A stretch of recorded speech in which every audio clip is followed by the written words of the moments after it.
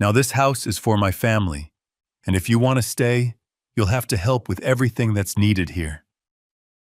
My son Daniel said this in a dry tone, like someone laying down the law for a stranger. "My name is Michael Ramirez. I'm 78 years old, and I was born in a small town in the Midwest. I spent most of my life in a little house, an inheritance from my parents. I worked as a bricklayer from the time I was a kid, hauling bricks, building walls until I became a master builder.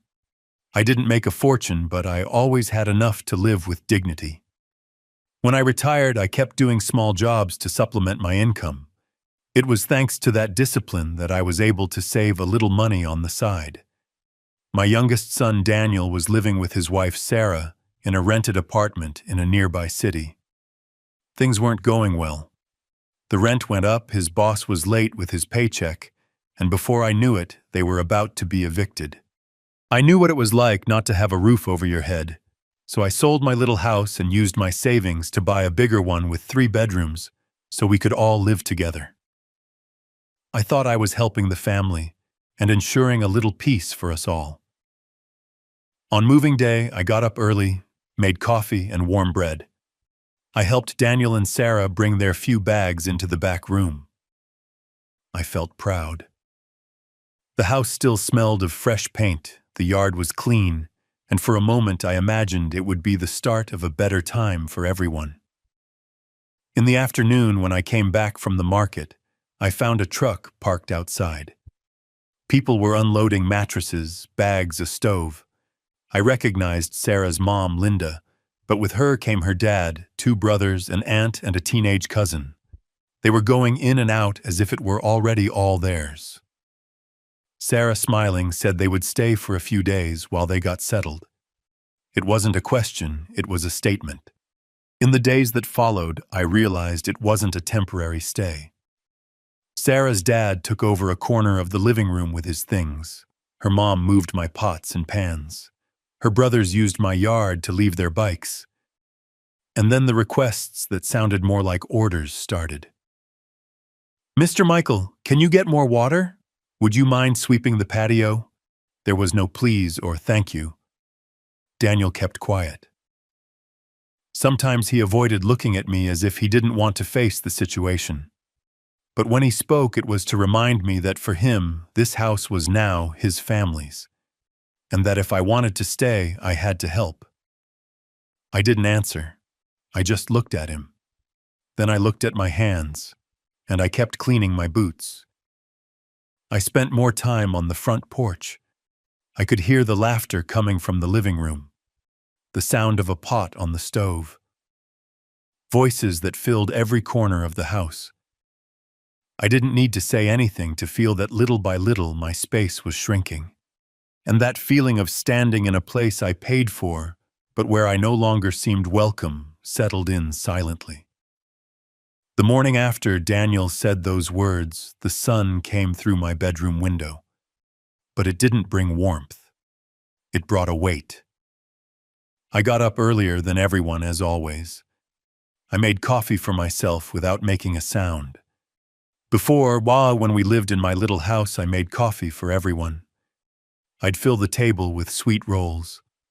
I'd serve the plates carefully. Now I didn't even know if there was room to leave a pot on the table without someone moving it. I went out to the yard with my mug and sat down to look at the sky. It was a clear day with that deep blue you only see in the countryside. I heard footsteps behind me. It was Sarah's dad, who barely greeted me with a nod and headed for the gate. Not even a good morning. Minutes later, 2 of Sarah's brothers came out with their bikes, kicking up dust, and one of them left the door open.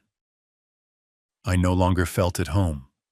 Every corner was occupied by something that wasn't mine. In the living room, Sarah's aunt had spread a comforter over the sofa to sleep. In the dining room, there was a big box with clothes I didn't recognize. In the kitchen, my utensils were mixed with theirs, and the old pans I had used for years were now piled in a corner, as if they were useless. That day, while I was pouring myself a little more coffee, I overheard a conversation in the kitchen.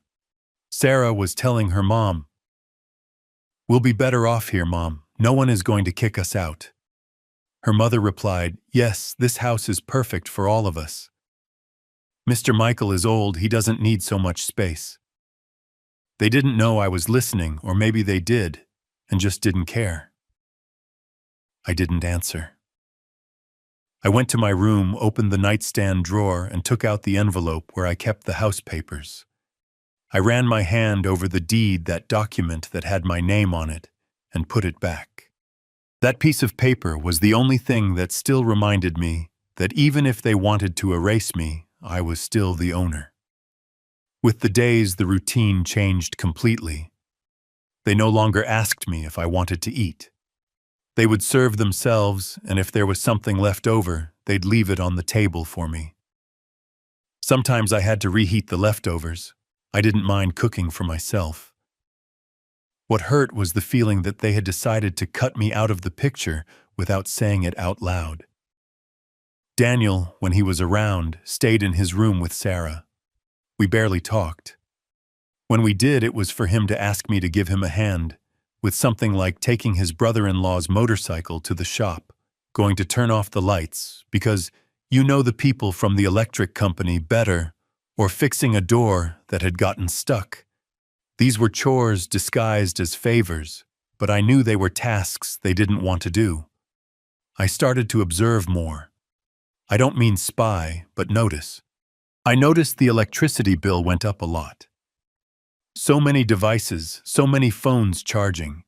I noticed the pantry was empty in a few days, and that the groceries I bought disappeared quickly. I noticed that no one besides me cleaned the yard.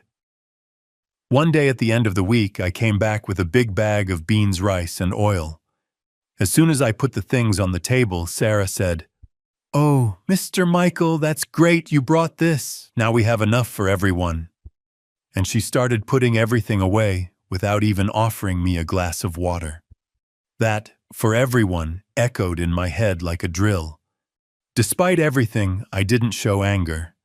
When rage is unleashed without measure, it's wasted. I preferred to hold it in.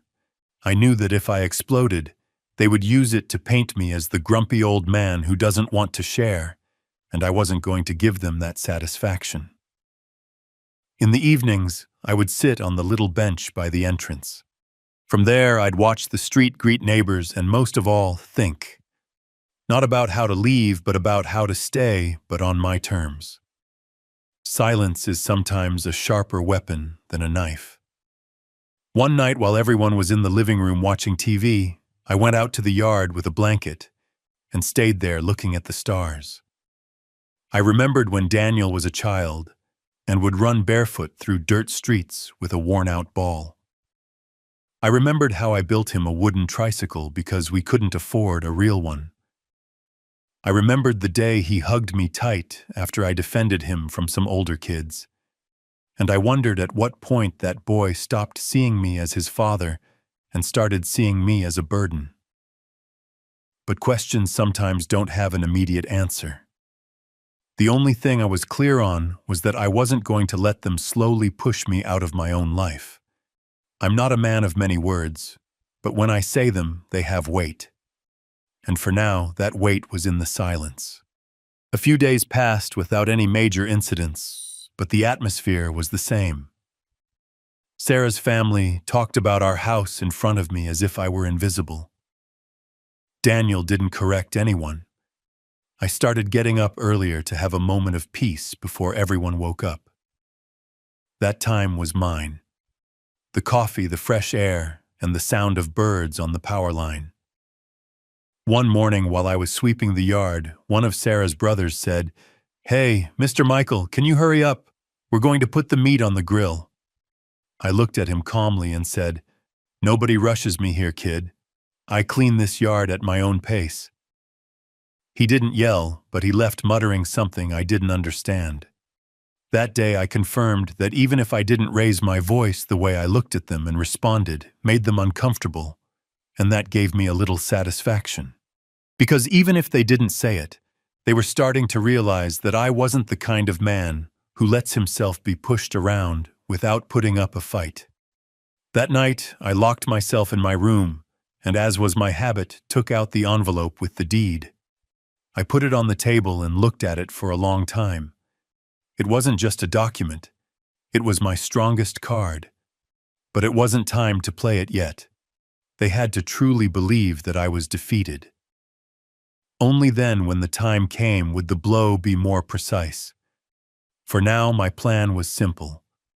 Endure, observe, and wait. Because patience, when mixed with memory, becomes something much more powerful than rage. On a Tuesday morning, the noise in the house started before the sun came up. It was 6 o'clock, and I could already hear the blender, the TV in the living room, and Sarah's cousin talking on the phone at full volume. I was sitting on my bed looking out the window, and I thought maybe it was time to change my routine. Not to adapt to them, but so they wouldn't always find me in the same place at the same time as if I were part of the furniture. I got dressed, put my most personal things in a box, some photos, an old watch, the envelope with the deed, and put them in the closet. It wasn't that I was afraid they'd take them, but I preferred them not to be in plain sight. Then I left without saying anything and walked to the downtown square. I stayed there for a while, sitting on a bench, greeting acquaintances, drinking a mug of spiced coffee I bought from a street vendor. It was the first morning in weeks that I felt the air belonged to me. When I came back, the kitchen was full. Sarah's mom and aunt were arguing about what to make for lunch while her dad watched TV with his feet on the table. Daniel wasn't there.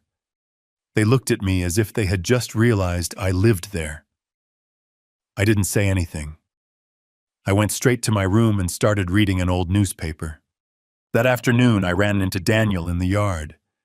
He asked me if I could lend him some money to help pay the rent for a friend's place who had lent him a motorcycle. I looked at him, took a deep breath, and answered, "I can't right now, son. I'm saving for my own things." He didn't like it. His face changed, but he didn't insist. It was the first time since we moved that I had said no to him. And even though it hurt, I felt it was necessary. In the following days, I started going out more often. I went to the market, but I also stopped to chat with neighbors, to visit an old friend who had a carpentry shop. I didn't say much about my situation, but I listened, I observed. Every outing was for me a reminder that there was a world outside those walls, and that not everything was under the control of Sarah's family. One Sunday morning, while everyone was sleeping, I got up early and made breakfast. Eggs with beans, freshly made tortillas, hot coffee. I set the table the way I used to, with clean plates and folded napkins. I sat down and ate alone. When they started to get up, I was already washing my dishes. Sarah said, "Oh, you didn't make enough for everyone," I replied without looking. "Today I cooked for myself." Everyone knows how to start their day. The kitchen was silent for a few seconds. Then I heard her mother mumble something under her breath, but I didn't care. That small gesture gave me something I hadn't felt in a long time: control. It was my way of setting a boundary, even in the simplest of ways, and I discovered that it made them uncomfortable. They weren't used to me acting on my own without offering them anything. Over time, I started doing other similar things. I washed my clothes separately. I stored my groceries in a bag inside the closet. I locked my room door when I left. It wasn't to isolate myself, but to make it clear that there were parts of me and my things that didn't belong to them. One Thursday afternoon, Sarah's older brother left his motorcycle in the yard, blocking the path to the laundry area. When I came with a bucket of clothes, I asked him to move it. He said he was in a hurry and would move it later. I didn't argue. I went to my room, took my set of keys, and moved the motorcycle myself, putting it on the sidewalk outside. He came out angry, saying I had no right to touch it. I looked him in the eye and said, "And you have no right to block my path in my house." That last sentence silenced him. That night, Daniel came into my room. He didn't knock as usual. He asked me if there was a problem with the family leaving a few more things in the yard because they were fixing up a room for themselves. I told him the yard wasn't a storage unit and that if they wanted space, they could look for it somewhere else. He pressed his lips together and said that I was changing. I didn't answer. Sometimes silence weighs more than an argument. Meanwhile, I kept everything in my memory.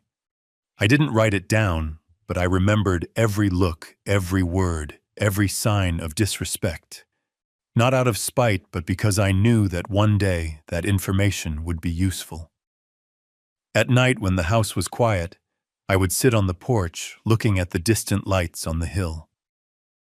I thought about my father, who taught me never to give up. He used to say, "Son, the land you work with your hands is yours, but you have to defend it." And although the land was now made of concrete and brick, the principle was the same. There was a day when I decided not to eat at home. I went out early, went to the market, bought a plate of barbecue, and ate it sitting in the square. When I returned, Sarah told me they had made food and saved me a plate, but with a tone that didn't sound like kindness, but control. I thanked her, but told her I had already eaten. That simple answer seemed to irritate her more than I imagined. I wasn't looking for a fight, but I wasn't going to let them decide even what I ate. Every one of my actions, no matter how small, was a way of reclaiming the right to decide over my own life. And so little by little the house began to feel my absences and my silences. I wasn't the quiet grandfather in the corner. I was the man who was starting to get out of their reach, who didn't respond the way they expected. And although they didn't know it yet, every step I took outside of that control was a brick I was taking out of the wall they had built between us. I knew it would be a while before things came to a breaking point, but I also knew that when that moment came, they wouldn't find me weak or resigned. They would find me ready. The tension in the house was no longer invisible. You could cut it with a knife like when the wind gets heavy before a storm.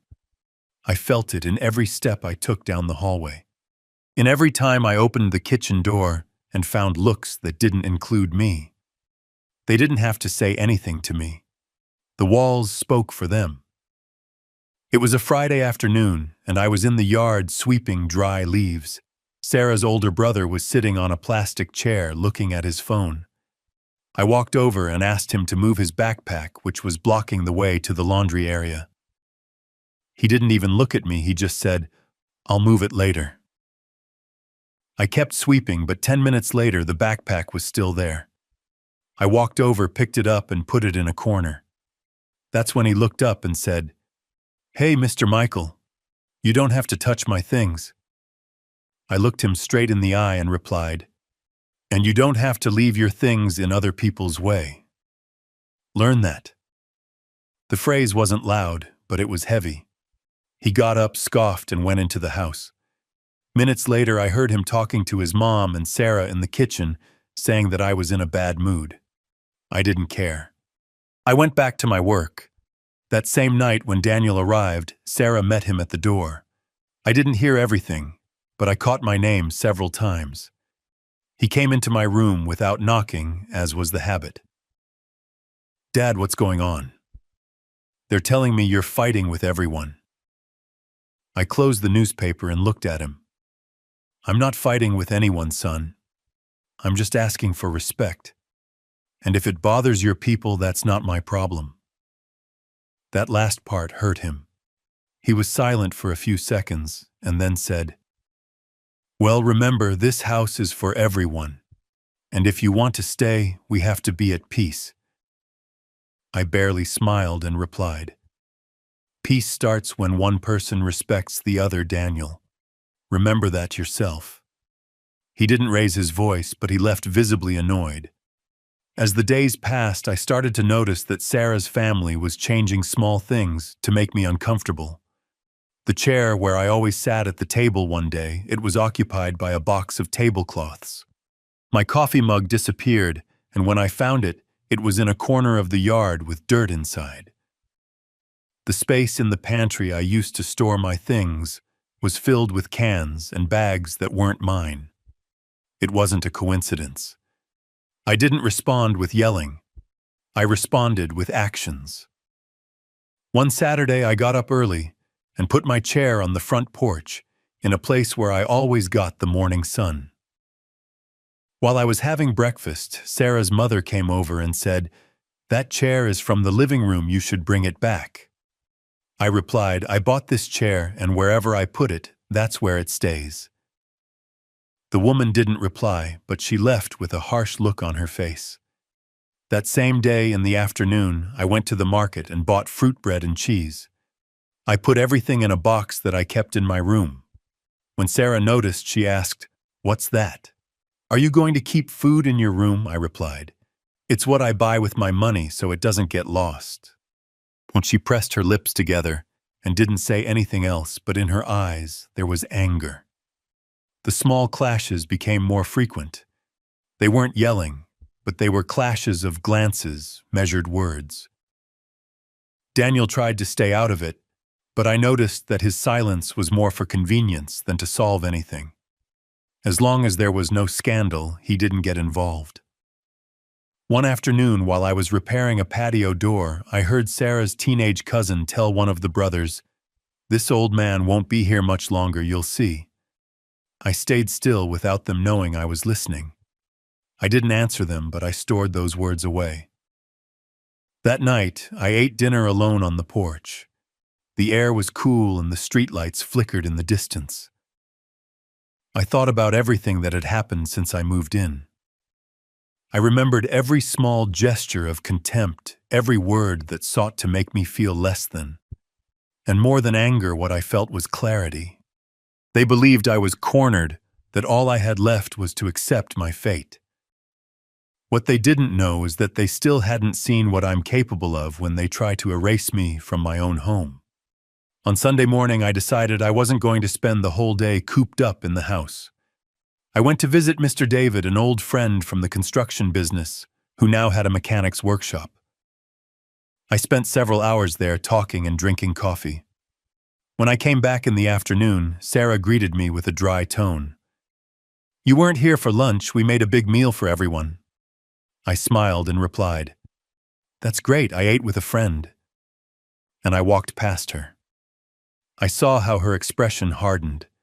She wanted me to always be under her control, available for her schedule, her rules. Every time I broke that expectation, she lost a little bit of her hold on me. And that little by little made her lose her patience. That same week, Daniel asked me for money again. He said it was to cover some household expenses. I asked him what expenses. He stammered. He said they were various things. So I replied, "If you can't tell me exactly what for, I can't help you." He got annoyed, but he didn't insist. He knew the ground was shifting. It wasn't yet time for a final action, but it was time to make it clear that they couldn't move me around like a piece on their board. And every time I stood my ground, they noticed even if they didn't admit it. On Thursday night, while everyone was watching TV, I went out for a walk. The night air cleared my mind. I passed by the church and stood for a few minutes in silence, thinking not of revenge yet, but of strategy. The patience I had learned in years of work was now more useful than ever. When I returned, the house was silent. I passed by the living room and saw my chair empty. I put it back in its place and sat down. Not to watch TV, but to be there present, occupying the space that is mine. They could move my things. They could talk behind my back. But as long as I was still there, were reminding them that I am not invisible, the story wasn't over yet. The July heat in the city is relentless. That week, the sun seemed to fall directly on the tin roof of the porch, and the air inside the house became heavy. I got up early, as always, to enjoy the coolness of the morning. I was sweeping the porch when I heard a loud bang in the kitchen. I went in and found Sarah's teenage cousin dropping a pot on the floor. "It wasn't me, it fell by itself," he said, shrugging. The pot one I had bought with my money just a few months ago was dented. I bent down, picked it up, and looking him straight in the eye, I said, "In this house, when you break something, you say so and you take responsibility." He let out a mocking laugh and left without answering. Sarah, who was washing dishes, looked at me and said, "Oh, Mr. Michael, don't get mad about a pot. Everything here is for everyone." That phrase was like rubbing salt in an open wound. I looked at her and replied, "No, Sarah. Nothing here is for everyone. There are things here that I paid for, and I respect that they are for everyone, but that doesn't mean they shouldn't be taken care of." She frowned, but didn't say anything more. In the middle of the morning, Daniel returned from work. As soon as he came in, Sarah told him about the pot, but in her own way saying that I was in a bad mood and yelling at the kids. Daniel came to my room. "Dad, what's wrong? I don't want problems over silly things." I closed the book I was reading and replied, "Silly things are what start to break down respect, son. And if you don't stop it in time, there's no going back." I don't know if he understood, but he was silent. He ran his hand over his face and said, "We all just have to learn to get along here." I looked at him and replied, "Getting along starts with respecting other people's property. If not, it's not getting along, it's abuse." That day I decided not to have lunch at home. I went to a diner owned by Mrs. Emily, a friend of many years. She greeted me with a hug, served me a plate of beef stew and a cold soda. We talked for a while, and it felt good to be listened to without being judged. When I returned late in the afternoon, the atmosphere in the house was heavy. Sarah's mother called me into the kitchen. "Mr. Michael, we need to talk." I sat down even though I already knew where this was going. "It's just that we've noticed lately that you're very separate, as if you don't want to share with us. And well, everyone here has to cooperate and help with what's needed." I took a deep breath and replied, "Cooperating isn't obeying orders. Helping isn't doing everything you don't want to do. And sharing doesn't mean everything of mine gets used without respect." There was an awkward silence. Sarah's aunt, who was listening, muttered something like, "Well, if he doesn't like it, he can leave." That's when I felt the first real pang of rage in weeks. I stood up slowly, looked at both of them, and said, "I'm not going anywhere. I bought this house. And as long as my name is on the deed, I'm going to be here. The one who doesn't agree knows where the door is." And I left the kitchen. That night, Daniel came to my room. He closed the door and said in a low voice, "Dad, we can't go on like this. Sarah is very upset. My mother-in-law is too. If we keep this up, there are going to be big problems." I looked at him and said, "Problems don't start because I set boundaries, Daniel. They start because you think you can erase me from a place I built for everyone." He didn't answer. He just ran his hand through his hair and left. The following days were a silent war. No one talked to me more than necessary. Food was served and they didn't call me. I made my own separately, without waiting for an invitation. I washed my dishes, put away my things, and spent more time outside than in.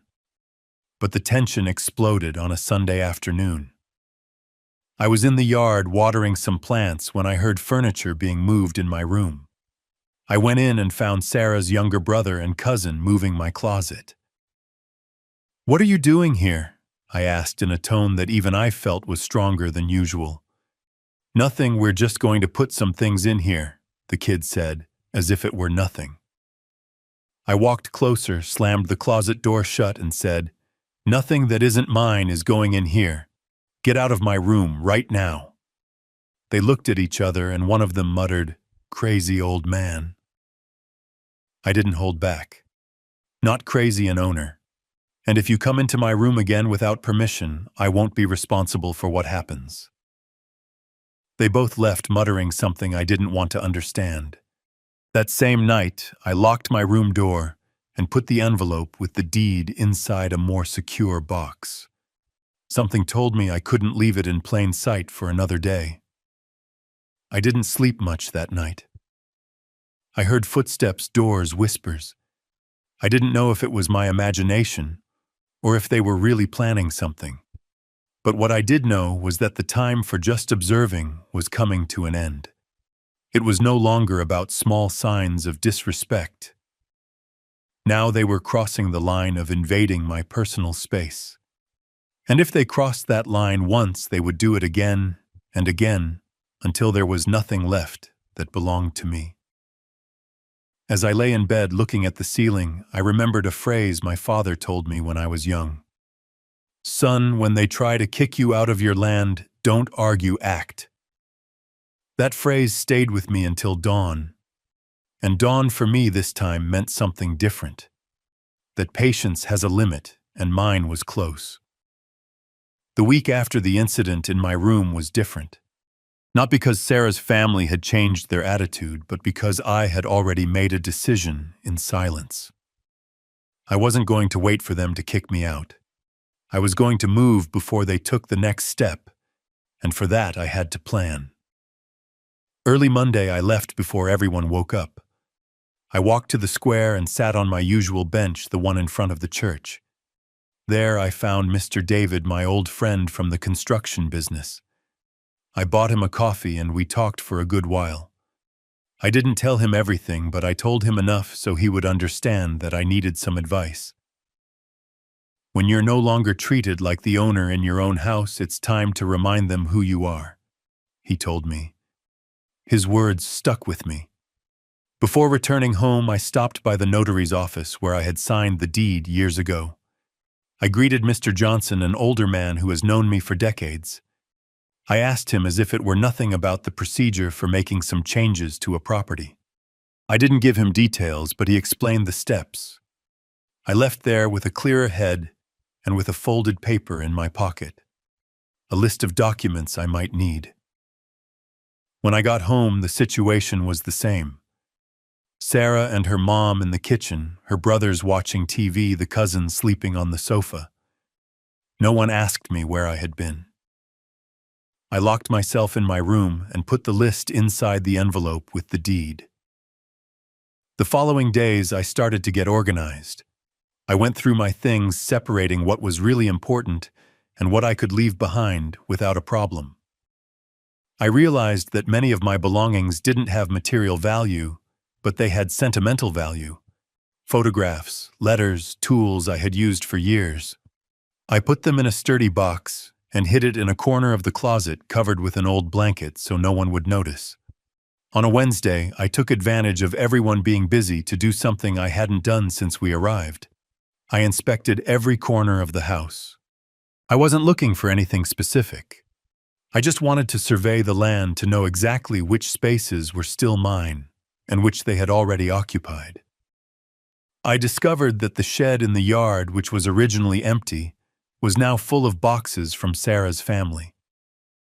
I also saw that they had put a padlock on one of the rooms that was free at first. It didn't surprise me, but it did confirm that they were continuing to move forward, occupying more and more. I didn't say anything, I just observed. And while I was observing, I was building a mental map of my next move. On Thursday, I went to the market early. I bought my usual things, but I also stopped by the hardware store and bought a small combination padlock. That same afternoon, I put it on my bedroom door. Sarah noticed and asked me in a tone somewhere between curiosity and annoyance. "What's that for?" I replied without raising my voice. "To take care of my things, just like you take care of yours." She didn't say anything else, but her expression confirmed that the message had been received. That padlock was my first visible act of defense. From then on, I felt like I could start to reclaim my ground. On Friday, Daniel asked me to go with him to the bank to make a deposit. I agreed not because I wanted to, but because I was interested in observing. While he was talking to the teller, I looked at the brochures and remembered Mr. Johnson's words. I knew that if everything went as planned, I would soon need to go to the bank myself for other matters that Daniel couldn't even imagine. That night, while everyone was watching a TV show, I went out to the yard and stayed there looking at the sky. I felt that warm air that comes before the rain. I thought about my father again, how he always said that the storm doesn't give a warning, but the one who is prepared doesn't fear it. I was getting prepared. On Saturday after lunch, I decided to go visit another friend, Mr. George, who had been my co-worker on several jobs. He knew people at the city hall and the deeds office. We spent the afternoon talking, and little by little, I told him more details. I didn't need to tell him everything, but enough so he would understand that I was about to make an important decision. If you're going to do it, Michael, do it fast and without warning. Don't give them time to react, he told me.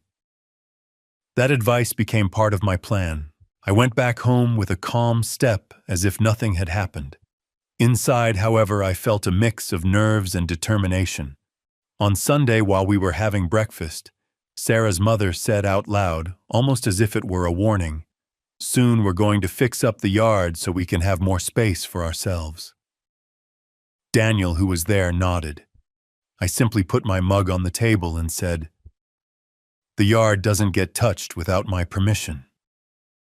The silence that followed was long. I wasn't looking to argue at that moment. What I was looking for was to make it clear that although I was silent most of the time, I wasn't blind or deaf, and that I still had a voice. That day in the afternoon, I went for a walk alone. I passed by the notary's office again, but I didn't go in. I just looked at the facade and thought about the list I had saved. I already had everything I needed except for one detail, and I would get that detail in the next few days. The following Monday, I left early saying I was going to the market, but I took another route. I went to the deeds office to confirm something I already knew. The house was still in my name without any notes, without mortgages, sole owner. I left there with a copy of the deed under my arm. That paper, along with the original deed, was the strongest proof I had. When I returned, I found everyone in the yard laughing and grilling meat. No one asked me where I had been. I poured myself a coffee, sat in my chair, and watched. They believed I was resigned. They didn't know that while they were distracted, I was already moving the pieces that would define the end of this story. That night before sleeping, I took out all the documents, the deed, the list from the notary, the copy of the deed. I put them on the table and looked at them for a long time. I wasn't a man of books, but I knew how to read enough to understand what I had in my hands. Power. And power, when used at the right moment, is stronger than any scream. I put everything away again and lay down. Outside, the wind began to blow stronger, and inside me the calm of patience was giving way to the certainty that the time to act was getting closer and closer. The August heat stuck to your skin like a damp blanket. From early on, the house was filled with noise. The TV at full volume in the living room, a blender roaring in the kitchen, and voices that rose and fell as if they were in a market. I was in my room, sitting by the window, drinking my coffee in silence. I knew it was going to be a long day. In the middle of the morning, I went out to the yard to hang up my washed clothes. Sarah's younger brother was sitting on the bench, smoking. The smoke hit me hard. "No smoking here," I said in a firm tone. He looked at me, let out a laugh, and replied, "Well, this is everyone's yard now, Mr. Michael." I stood still for a few seconds. Then I walked over to him.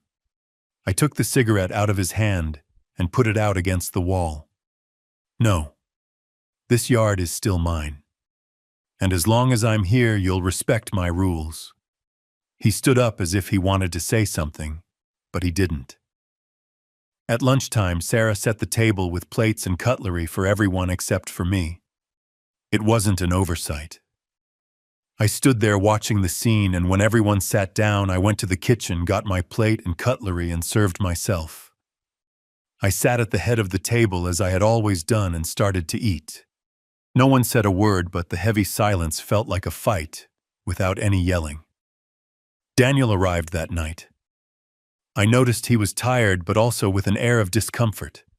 He told me we had been having too many problems and that Sarah's family felt attacked. I looked at him and replied, "Respect is not an attack, son. What's happening here is that you're getting things mixed up. You think that just because I don't yell, I accept everything, and that's not the case."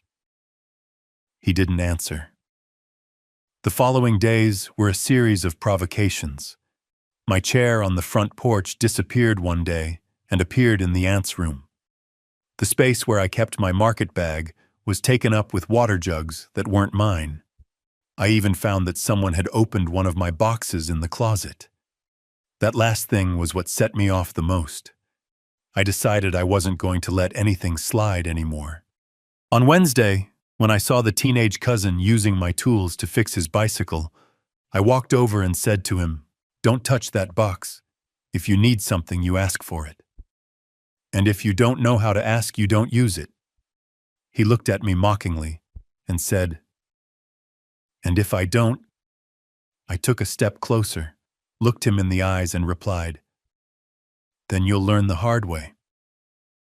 He got up and left the tool on the table. That same afternoon, I put a second padlock on the closet, where I kept my most important things. Sarah noticed it and said to me, "Are you afraid we'll steal something from you?" I replied, "I'm not afraid. I just have a good memory, and memory has taught me that it's better to be safe than sorry." On Friday, while I was having breakfast, Sarah's mother said out loud, "Well, I think we should reorganize the room soon so we can be more comfortable." It was like she threw a rock at me. I put the cup on the table and replied, "Nothing gets moved here unless I say so. And if you don't like it, the door is open." The woman looked at me with contempt and left without saying anything. That night, Daniel came to talk to me. "Dad, don't you think you're being too tough? You're making everyone feel uncomfortable." I took a deep breath and said to him, "Daniel, I've been uncomfortable since this house stopped being my home and turned into a boarding house where everyone makes demands and no one is grateful. And I'm going to tell you something else. That deed is still in my name, and I'm not going to let anyone take what's mine." He was silent for a few seconds. "And what do you plan to do?" he asked. I looked at him steadily. "That, son, you'll know at the moment you're supposed to know." From then on, I changed my routine. I went out more often, but not always to the same place. Sometimes I went to see Mr. David. Other times I stopped by the notary's office. Other times I went to the market, but I took longer than necessary. I didn't want them to know exactly where I was or who I was talking to. One Sunday afternoon, while everyone was busy in the kitchen, I went into the yard shed and checked the boxes as they had put in there. I wasn't interested in their contents, but I was interested in how full they were. I realized that a good part of what they were storing were things they could get out quickly, if necessary. I smiled to myself. In that house, the only people who could truly be displaced in an instant were them. That night, while I was eating dinner alone, I felt that the moment was getting closer. I didn't know if it would be in a week or a month, but every gesture, every word, every invasion of my space was pushing the situation towards a point of no return. Before sleeping, I took out the deed and the copy of the registry. I put them on the table next to the list that the notary had given me. I turned on the lamp and looked at them. They weren't just papers. They were my way out, and at the same time my weapon of defense. That morning I dreamed of my father again. I saw him young with his hands full of dirt looking at me and saying, "When it's time, son, it's time. Don't let it pass you by." I woke up with that phrase in my head, and as the morning sun came through the window, I knew the time was almost here. Monday dawned with a strange air. Maybe it was just me, but I felt that every sound in the house was louder, more present. Spoons clinking against plates, voices in the kitchen, the TV on early. I got dressed calmly, put some papers in a folder, and left without saying where I was going. I walked to the notary's office. Mr. Johnson greeted me with his usual formality. "Do you have everything ready, Mr. Michael?" he asked me. I nodded and handed him the deed, the copy of the registry, and my ID. "Perfect. The rest we can prepare in 2 days." I didn't go into details, and he didn't ask either. That's what I liked about Johnson. He knew when not to say more than was necessary. I left there and went straight to the bank. I withdrew a considerable amount of money that I had saved for a long time. I put it in an envelope and put it inside my jacket. Then I went to the market. I bought some small things, bread, coffee, some fruit, so it wouldn't raise suspicion. When I got back home, Sarah's aunt was at the door. She looked at me with that curiosity that isn't hidden. "And where were you so early?" she asked.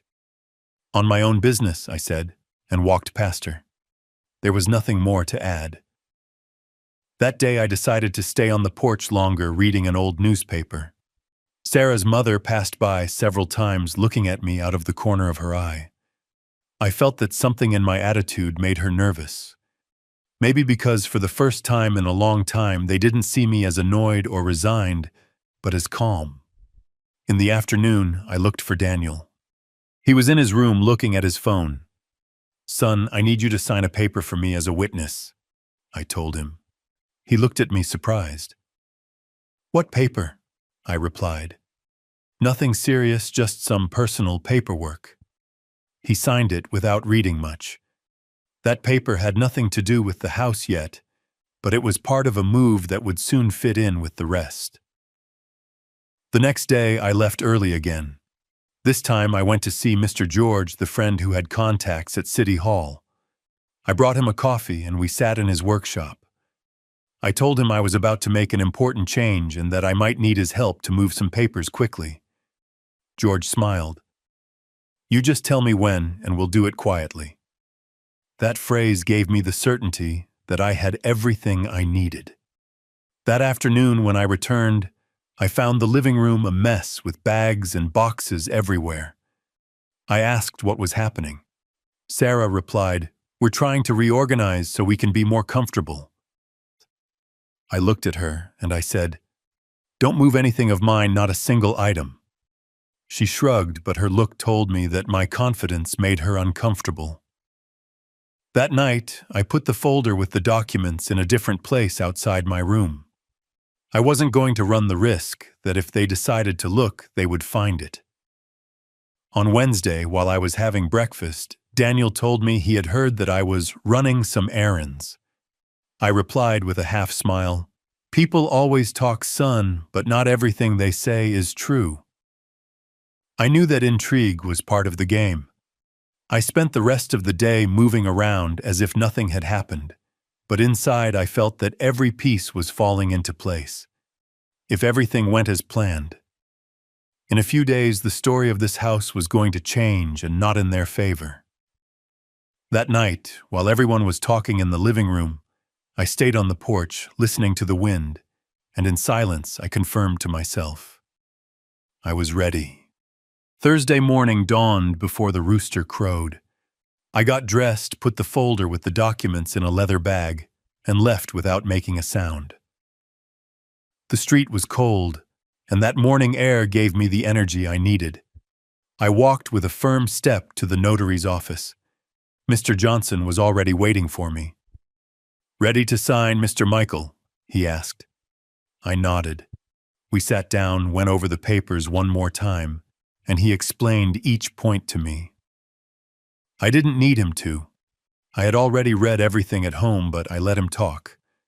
I signed where he told me to once, twice, 3 times. He also signed, stamped, and handed me a copy. With this in a couple of days, the change will be official, he said. I put everything away carefully and shook his hand. I left the notary's office and went straight to the bank.